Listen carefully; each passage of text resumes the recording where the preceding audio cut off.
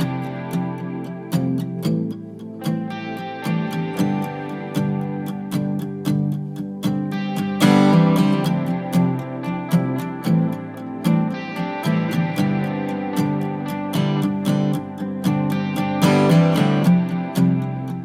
morning, everybody. I'm Sam with Awaken Productions, and I've noticed that there's no videos out there of going over checking a sled in order to buy a used sled from anybody. So we decided to do a tutorial of what things to look at, do's and don'ts on a sled to help you find a reliable machine for the upcoming season. So without further ado, we'll go in over and dig into some of these sleds. Now, there's all kinds of different sleds out there. We've got Polaris, Yamaha, Ski-Doo, Arctic Cat. There's a couple different ones out there that you can be running, and so I particularly run Arctic Cats. So we're going to dig into this and show you some things to look at when you're looking for a new sled. Okay, so the first one that we're going to kind of go over now is to help you recognize what you're looking for on rigs. Is my problem child here. This is a 2012 Ski-Doo Freeride, so we'll kind of go more here in depth with it, and I'll show you some of the things that you can notice on it. All right, one of the things we want to kind of go over, so when we start looking at the tunnel, we've got some extra bracing along the tunnel. We've got extra running boards. On top of that, when we look at the track, is that this one was originally supposed to be a 137, and it's actually a 147 track on it. On the back, we've also got our mud flap on the back that's been modified, and then we start going through other appearance of the sled. We've got side panels that have been stitched together, worn out, burned, or broken, and are stitching together. We come up into our bars. Our bars here have also are modified. They're aftermarket bars on here, and then we start looking through some of the wiring. We see the wiring's been spliced together at random. It's not even properly done.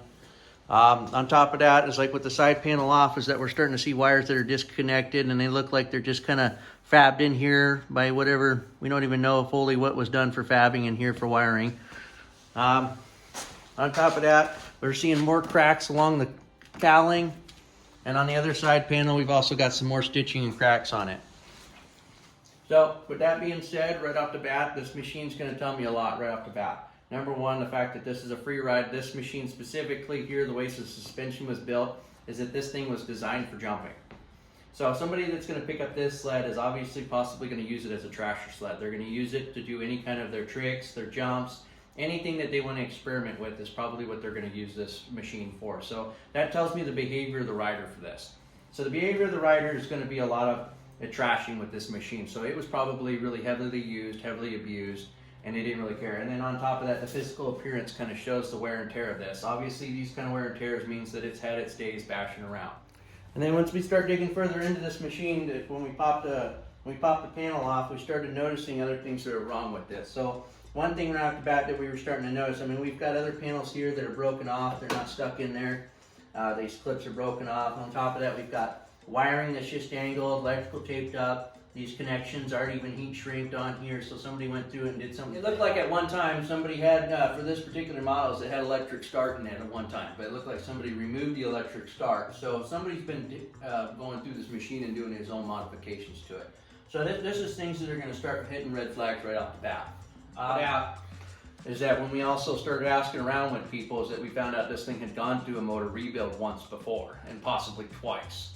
So appearance, to find out what the rider is, how he rode, give you the aspect of this machine, whether it was ridden hard or if it's gone on pretty easy. So now with that aspect in mind, we're going to kind of go more further in depth to maintenance stuff to look at in order to determine to pick your sled out. All right. Now we're going to move on to this bad boy, and we're going to kind of get more in depth to fully check the machine before you purchase a used machine. And so this here is a 2015 Arctic Cat M800 HCR. It's got a 153 track on it. This thing is, well, to tell you the truth, as you can see, I ride an HCR as well. So when I found this one, this was a buddy of mine's sled. And we picked it up. And one of the things that you kind of want to do beforehand, before you start looking at different sleds, is you want to get an in-depth knowledge of what's in some of these sleds. This particular model had the 800 Suzuki motor in it. Suzuki's, they burned quite a bit of oil in these motors, which is super nice because it also kind of made them bulletproof. They sucked down a lot of oil, but that made them kind of bulletproof. These motors were very difficult to blow up, and they proved for years on end to be a reliable motor. So that's one of the things you kind of want to get off to the bat. That's kind of why I chose The 2016 HCR was one of the last years that they put the old Suzuki motors in it before they started switching over to their actual motors. So that's like an in-depth knowledge that you get into right off the bat when you're looking at different machines. I picked these ones specifically because they had a reliable motor that had been proven for years on end to be reliable motors. And then on top of that is just going off the statistics of machines and how well, like what you see in person.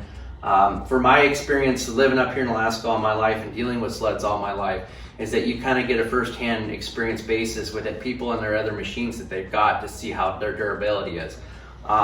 And so one of the reasons why I picked Arctic Cat is because of all the other machines that I've seen, is that Arctic Cats were the least likely to get pretty dinged up, pretty messed up, tweaked chassis, things like that. They were a heavier machine. They were the heaviest ones that were on the market. I think Yamaha's with them. But at the same time, with that extra weight that they had to them, these machines were actually a little bit durable than the rest of them. So, and durability with these machines is that they could take quite a bit of a beating, and you're not going to have to worry about tweaking them up as much as some of the other models. They don't have the nimbleness and the lightness as some of the other like Polarises and Ski-Doos, but they're going to have the durability, especially if it's a new sled for you. Kind of durability is what you want to go for, so you're not messing it up too often.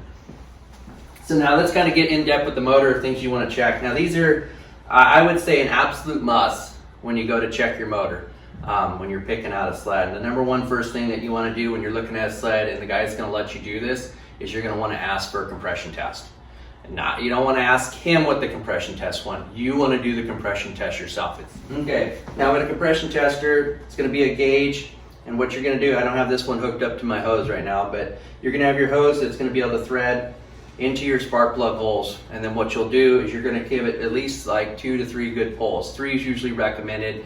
3 good pulls for it. Check your compression, see what it reads out to be, bleed it off, run to the other side, 3 good pulls, read your compression. Okay, so now going into in depth with our compression test is that we're going to want to be able to get into the side panel here and then get to our spark plugs. Now there's a couple ways you can do this to test your compression. Is that you could pull the cowling off and get to these spark plugs back in here. Now if you don't want to pull the cowling off, that's perfectly fine. Is you just pull the side panel off. It's a little bit harder to reach to them a little bit, but you'll pull these caps off, you'll undo your spark plugs, and then you'll thread your compression test in. Now one of the keys with this is that we want to be running within 7 psi of each other. So you want, if you're running 130 on one side, you want to be running within 130 on the other side. You don't want to be sitting 130 on one side and then 120 on the other side. Then that means you've got something going on the inside. Could be rings, could be anything.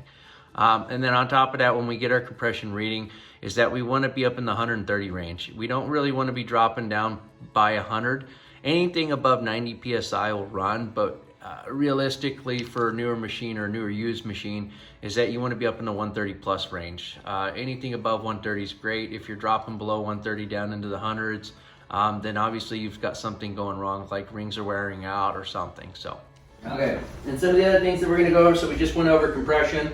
Compression's when you want to check on your motor. We gave out the different ranges. Anything above 90 is going to run, but ideally for a new machine like these years, you want to be up in the 130 area, and you don't want to be more than 7 psi off from one side or the other. So with that in mind, we're going to go a little bit more in depth with some other things with this sled.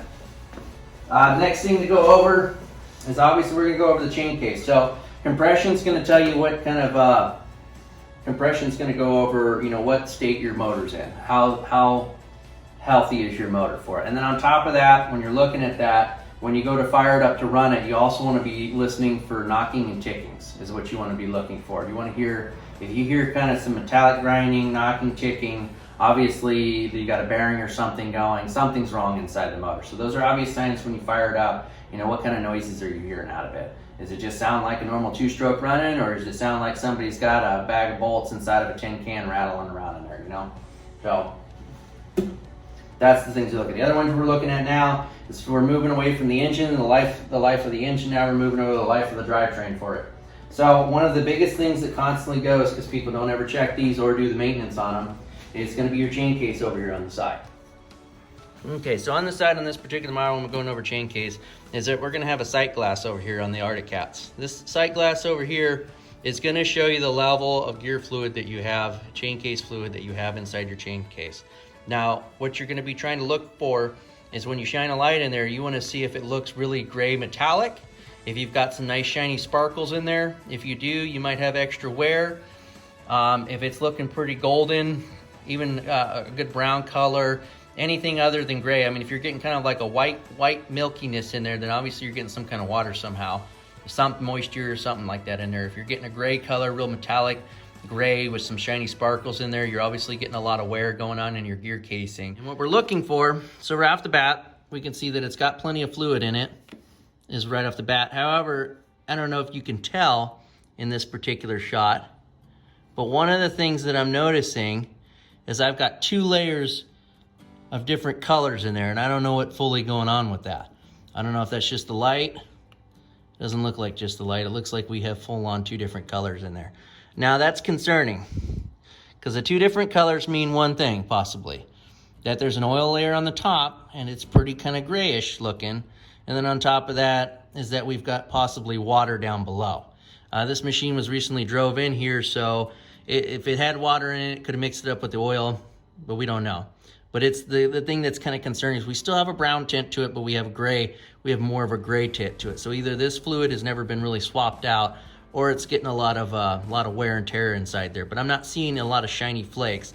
I'm just seeing gray, so that means it's real fine wear and tear. It probably just hasn't been changed out in forever. So that's one of the things to look for in there, is you want to look at your gear case fluid.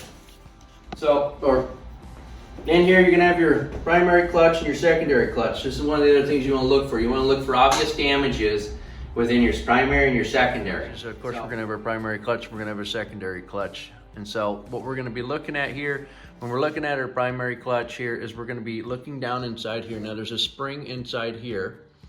And this spring, we wanna be rotating it around to see if we notice any cracks that are going on inside of anywhere in our primary here.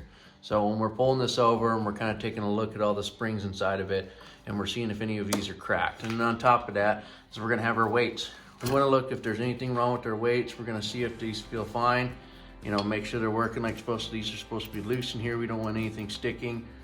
You know, we wanna go through and make sure all this is working properly. You know, we don't want any of these cracked, busted, seized up, things like that. So, and then it's gonna be the same when we're gonna be looking at our secondary too. So we wanna go through our secondary. We wanna go through our secondary, and we wanna make sure our secondary is in working condition too. We don't wanna see any cracks and anything like that. And you also wanna see if you can feel up on the back side of it in here to see if you can feel any cracks going on in there. If you can look into it and take a look, you want to go through all that to make sure everything's fine. So on the main part of here is when we're looking at our primary, we want to make sure our spring in here isn't busted, cracked, anything like that. We want to make sure our weights along the on the primary here aren't messed up in any way, shape, or form, so it can perform like it's supposed to. When you're looking at these, what you're going to be looking for is you're looking for cracks, broken springs inside. You're going to look for cracks. You're going to look to see if it's working. So when you go to fire it up and give it some gas, you want to see if the clutch is actively engaging like it's supposed to. That's getting into the inner workings of the machine, your motor, your drivetrain, to see if it's going to be reliable. The next thing we're going to do is we're going to move over to my HCR over here, and we're going to kind of go into more other cosmetic issues with this. This here is my 2016 M800 HCR. I've had this machine, this will be the 4th season now I ran this machine. I've got over 4,500 miles on this machine since I bought it. I bought this thing brand new from the dealer. I'm the only owner it's had, and it's been a phenomenal sled. I've loved it. I've kind of always been, I fell in love with the Ski-Doo revs a long time ago and never really wanted to switch off it. And the deal they gave me on this new Arctic Cat, I couldn't refuse it, along with the sled for my son. And it turned out to be a beautiful machine to run, and it fits my style of riding and it gets me to where I want to go. But it being the 4th season that I ran it and how hard I've run it and places I've taken it, it's also kind of taken a toll on it. So we're going to kind of go over those little details on things you want to look for when you're looking at a new sled. So we're going to kind of go everything up in the front here. So one of the things we're checking at is that we're going to look at our A-arms, we're going to look at our skis, we're going to look at our mod, we're going to look at everything up here in the front to see if everything's in line, you know. This sled particularly, I know the fact that it tagged a tree dead on doing at least 35, 40 miles an hour. This bumper is hooked up into the front of our mod, so we want to check to see if anything's tweaked up in here. And so far when we're looking at it, we're looking if anything's going to stand up. A lot of this is going to be kind of hard to notice to new people that are looking at sleds. So what you're looking for is obvious signs of something wrong. And this can also give you a better look at, you know, how is this machine treated for its life. And so like going over it, one thing that I do know that this is actually one of the more obvious things that you can see right off the bat, but I do know is I go through A-arms like no other. So this one is an old A-arm that I tagged on my 4th ride of the season last year. We put a brand new one on in the beginning of the season because I did this one, actually it was 2 seasons ago. And I rode the rest of the season on it. I put a brand new A-arm on it. First ride of the season last year, I bent the ever-living crap out of the new one. And because I didn't have time to order a new one before I went riding again, I just left this, I put this old one back on because it had a ding right here. But you can see it here, that we've got a ding right here, a little bit of the paint's chipping, and we've got a ding in the A-arm. So that's a standout point. You also want to look to see if the rest of your A-arms are either bent. This one's got a slight bow in it right here. Not much, it's hard to notice, you have to really look at it, but it's got a slight bow right here where we may have tagged something. And then on top of that is on the side here, what we got going on is that obviously this machine's been tipped on its side. I know this because I did tip it on its side. It was pretty icy out and we tipped on its scratch. So we got obvious scrapes on the side. So we want to look to see if anything here is going to be bent out of shape, busted, cracked. So you're looking throughout your welds, see if anything's cracked anywhere. This will tell you, so that way you don't get out on the trail and then you find out, you know, you lose an A-arm or something like that. And then you got to tip it up on one side and try to milk it back. So then you're looking at skis, same thing, see if they're cracked, go through each side. You're wanting to see if anything's bent. You're looking underneath here for the skid plate. You're gonna check to see if anything's bent, busted down up underneath there. We've got a couple bends because I know if I center it up on some rocks and some stumps. So we've got a couple dings, nothing catastrophic, but I mean, we want to look to see if there's anything bad, tweaked like tremendously. So,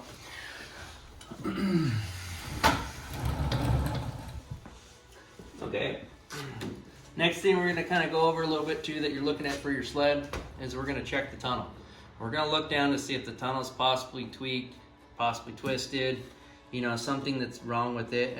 One of the things that you can kind of go over is when you want to look at your running boards, your gussets here. See, like this particular one is that we've got our gussets pulled out a little bit. So obviously we've got something kind of going on, whether it's the running boards or the tunnel itself. We've got something going on here that's possibly tweaking out. This machine has gotten some good rides in it, so it doesn't surprise me that we're getting a little bit of flexing going on something like this. On top of that is that if we start looking, I noticed it this year, I guess last year was a pretty hard riding season.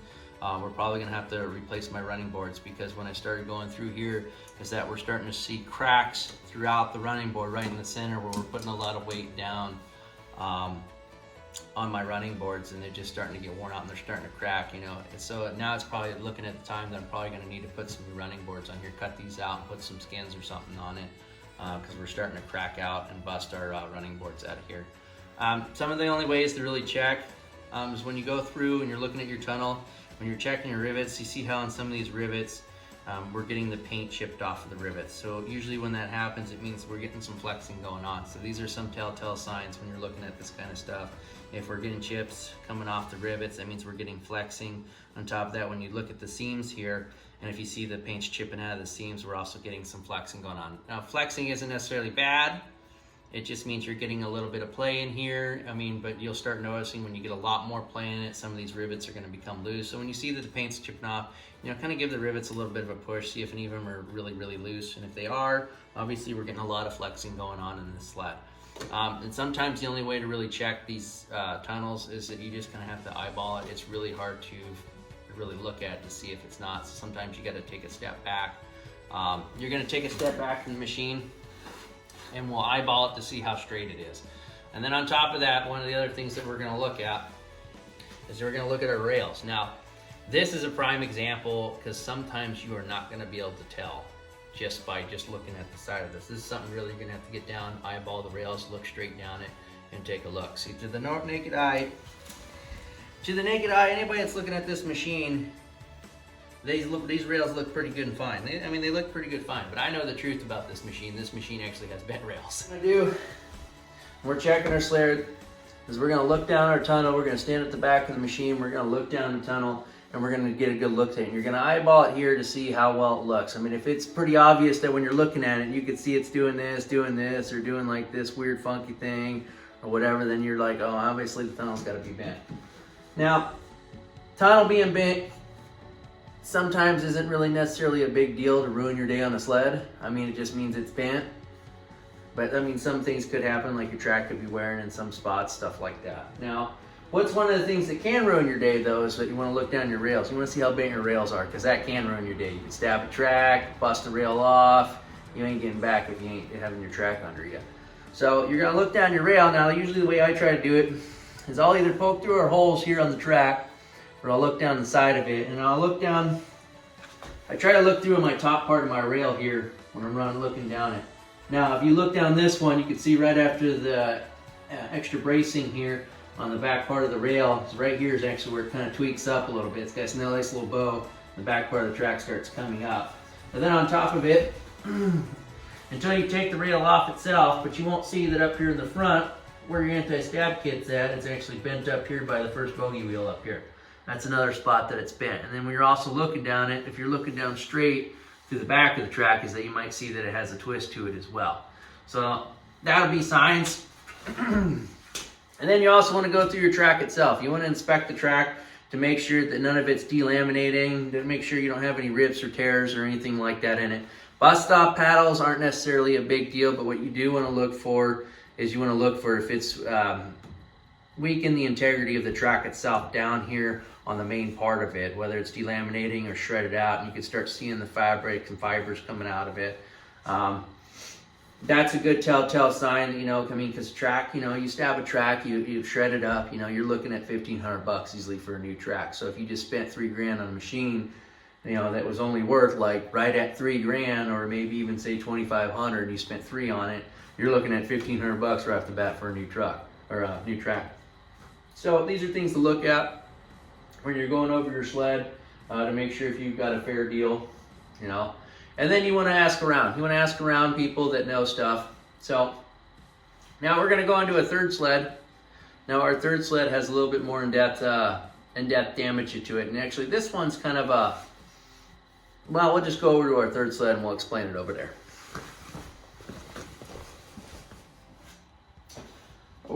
This is kind of one of those things where you have to really determine what kind of a deal you're getting on the sled. This one here is a 2009 M800 Snow Pro with a 163 track on it. So we're going to kind of go over some of the things that's not necessarily a deal breaker, but you need to take into factor when you're negotiating out a price. This particular sled, we're going to name off all the things that are wrong with it. However, this particular sled is still a bulletproof sled. There's some things wrong with it, but it's not a bad deal. It just depends on the price you want to get it for. I mean, we're not talking like $5,000 for this thing, but we were talking you can still get it for a decent price, and it's still a reliable sled. So we're going to go over some of the kind of details about this one particularly, and the things that you might see that are wrong with it. So we're going to kind of go over this thing. This one's kind of like definitely like, yeah, if somebody wants $1,500 for this thing, yeah, you can definitely, this is definitely a $1,500 machine. Getting up to $2,500, yeah, I mean, it's still a reliable sled. It's still got a lot of good life to it. It's just you got to go over some cosmetics to it, you know. So let's go further in depth on that. So one of the things you're going to notice right off the bat is back here on our tunnel is that we're going to have a bust in the tunnel. So this is a bust right here. This is where somebody was doing a wheelie. I watched him do it. He was doing a wheelie, went too far, and he folded the whole back of the tunnel up. Now that's pretty common in a lot of sleds. You'll see them in quite a few of them, especially in these these HCRs. Arctic Cats. I see a lot of people bending up the tunnels. This one, it was done to. It's a 163, so it's got the extended tunnel. And it's very common that people can snag this off. So he's done it once before, and then what happened is he went through, instead of replacing the tunnels, he just went ahead and put a bracket on it, welded it, called it good. Now, that can get you by because your tunnel cooler also extends out. Your tunnel cooler does extend out. So, I mean, it's back in there, so you don't want to make sure that's still all intact. However, though, an easy actual fix for this thing is you want to go through and you can drill out all these rivets back here because this is where the tunnel extension runs. You can drill these rivets out here, drill it out for the coolers, and then pull all your parts off. And then what you do is you pull this part back part of the tunnel off and then go buy a new one, put it back on. That's not no big deal. That's not a big deal. So with this being broken here on the tunnel like this, this isn't necessarily a deal breaker, but one of the things that you got to consider in is that when you know, we've ran it for 2 seasons now with that broken tunnel, And the only thing you got to remember is that when you get it buried, you can't just reef on the tail end of the sled to try to pull it up out of a hole that you buried it in, or else you're going to break out the welds even more. So we're going to go more in depth. Now, obviously, this machine's not the prettiest looking thing. It's had its years to it. I want to say it has about right at 3,200 miles on it, and 32 to 4,000 miles on this machine. Now, we've got couple parts of the cowling that are all busted off here. You know, we got held in with bungee cords and stuff like that. We've also got some CNA powder skis that are busted off from last season. Somebody broke out the mounts and we duct taped it in order to get it back to the truck, you know. And then part, you know, that's missing the windshield. You know, I got the cowling that's busted up. However, this machine itself, it will fire up, it'll run, it's bulletproof. The track on it's a little wide with those CNAs on it. The rails underneath are all in good shape. We got good shape rails. Everything underneath has been greased, well maintained. Track's been adjusted. The track's in good shape. Ton of cooler works. The motor's in good shape. I mean, everything mechanically works on this machine. It's just coming down to the cosmetics here is what it's coming down. The cowling doesn't look pretty. It needs some new skis. And if you really wanted to, you can swap out the rear tunnel. So all in all, this is a machine that doesn't look pretty. It's dirty.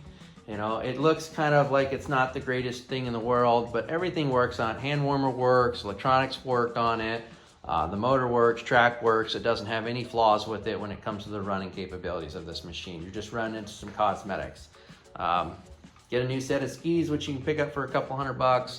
And then on top of that is, you know, a new tunnel for a couple $100. I mean, so if you really want to get that kind of stuff for it, you know, so if the guy's asking $2 grand for it, well, let's say like $400 for a new set of skis you like, another $400 for the new rear tunnel piece that you want to swap out. So if he's asking for $2 grand, just be like, you know, man, hey, $1,200-$1,500, man, is what I get you. What I'll get for you, you know, and you probably still get it. So everything else is looking good. You got the running boards; they're still in good shape. They're not busting apart. Everything else, what I really like on this particular model, on this 09, is that you have knee pads. Those are super nice on there, so that way you're not bashing your knees in when you're riding down a nice little hill. So that's my little tutorial, kind of going over your sled to make sure what kind of a deal you're getting for your sled.